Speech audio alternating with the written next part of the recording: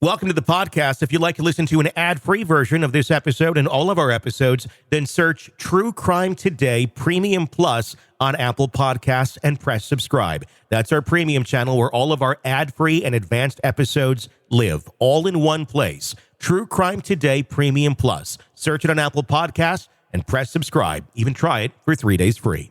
You're about to take a deep dive into one of the biggest true crime cases in the universe. Or, at least, on our part of the planet. From the Hidden Killers podcast and True Crime Today. It was a cold morning in Delphi, Indiana, on February 14th, 2017.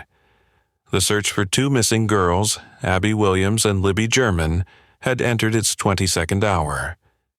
The town was gripped by a sense of urgency and dread. Friends, family, and volunteers combed the woods near the Monon High Bridge, hoping to find the girls safe. Instead, what they found would change the town forever.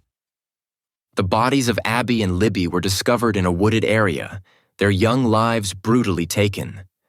The details of the crime scene were grim, haunting those who saw it. One girl was found with her body posed beneath a tree, her naked form partially covered with branches. The other lay nearby, clothed but with no visible blood on her clothes. It seemed she had been dressed after her death. The scene was disturbing, almost as though it had been staged. Fast forward more than 5 years, and an arrest was made. Richard Allen, a resident of Delphi, was charged with the murders. The news of his arrest provided some comfort to the grieving town, but it also raised questions. Why had it taken so long to arrest him? Was he truly the person responsible? And what did the gruesome details of the crime scene reveal about the nature of these killings? Allen's defense attorneys, Andrew Baldwin and Bradley Rozzi, put forth an alternate theory, one that they believe points to a different culprit or group of culprits. According to them, the crime scene was not just a horrific murder scene, but something more, something ritualistic.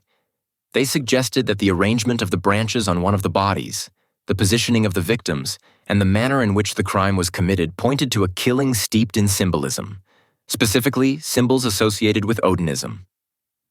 Odinism is an ancient Norse religion, long since lost to history, but revived in recent years by neo-pagan groups. Some of these groups, the defense argued, had twisted the old faith into something much darker, aligning it with white supremacist ideologies. In their view, Abby and Libby may have been murdered by individuals practicing a perverse form of Odinism, acting out a ritual killing. The defense pointed to several law enforcement officers, including some from the FBI, who had considered the possibility of Odinistic involvement early on.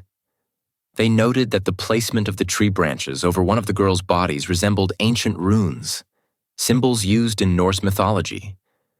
Baldwin and Rozzi's argument was clear. This was no random killing.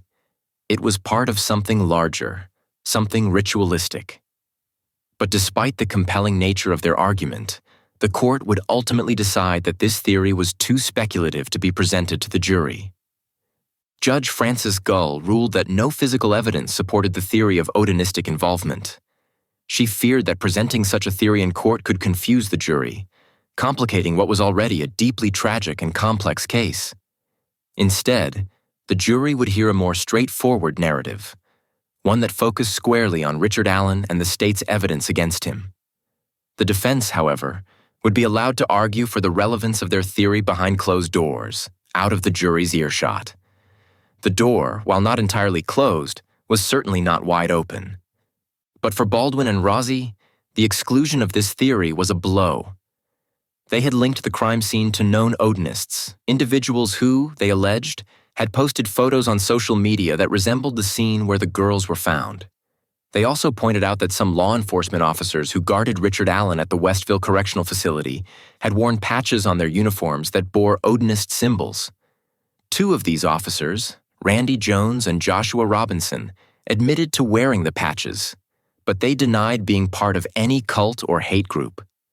Instead, they insisted that the patches reflected their personal religious beliefs, much like a Christian wearing a cross.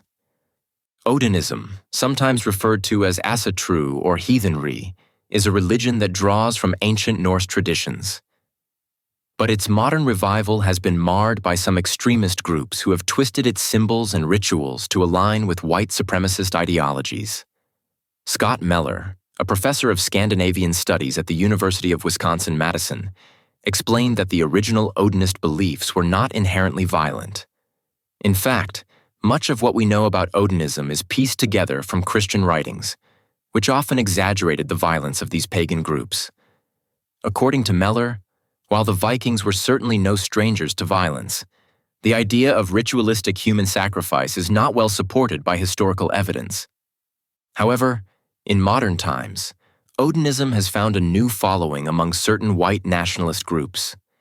These groups, Meller explained, have warped the religion's original meaning, using its symbols as a way to promote racist and violent ideologies. This blend of Norse mythology and white supremacy is particularly prevalent in some prison gangs, where tattoos of runes and Nazi symbols are often seen together. The defense's memo drew on this connection, suggesting that the girls' murders could have been the result of a ritualistic killing carried out by followers of this extremist form of Odinism. They described the crime scene as being chock full of signs of cult involvement and argued that law enforcement had overlooked these clues. But without physical evidence to support their theory, it was not enough to make it into the courtroom. As the trial for Richard Allen approached, the exclusion of this evidence left many wondering. Was the defense grasping at straws, or was there something more to the case than what would be presented to the jury? The suggestion of a ritualistic killing tied to white supremacist ideology cast a long shadow over the proceedings, even if it would never be heard by the jurors themselves. There's no doubt that the murders of Abby and Libby were brutal. The grief their families and the Delphi community have endured is immeasurable.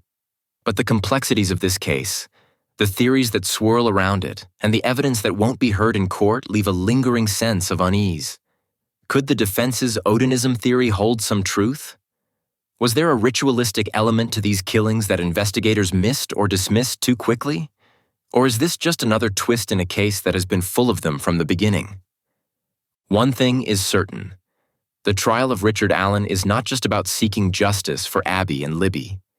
It's about unraveling the many layers of this tragedy and finding the truth, whatever that may be. The jury will have the difficult task of sifting through the evidence they're allowed to see and deciding whether Richard Allen is responsible for the deaths of two innocent girls. But with so many key pieces of evidence left out of the courtroom, the question remains, will the full story ever be told? Or will the details that have been deemed too complex, too speculative, or too confusing continue to cast a shadow over Delphi, leaving the truth just out of reach? In a world where the darkest secrets lie just beneath the surface. They said it was an accident, but the evidence says otherwise. Where hidden killers roam, unnoticed, in the shadows. I think you would definitely be looking at a blend of toxic, very bad narcissistic personality traits, and they will be vengeful and possibly resort to violence. Join Tony Bruschi as he uncovers the truth behind the most chilling cases. They said it was an accident, but the evidence clearly says otherwise. Each episode, we dig deep into the minds of those who commit the unthinkable. To your point on narcissism, he thinks in his own mind how witty he is. Yeah. But he lost that jury. I was done with him in 2 minutes. From unsolved mysteries to infamous crimes. Geez, you've just talked about how you've taught yourself how to do everything under the sun. I bet you did a YouTube video, how to best kill somebody with a knife. Hidden Killers with Tony Bruschi takes you where few dare to go. How does someone with such a dark secret go unnoticed for so long? With multiple new episodes every single day. We're not just telling stories, we're seeking justice. Listen now on Apple Podcasts or wherever you get your podcasts. Just search for Hidden Killers with Tony Bruschi.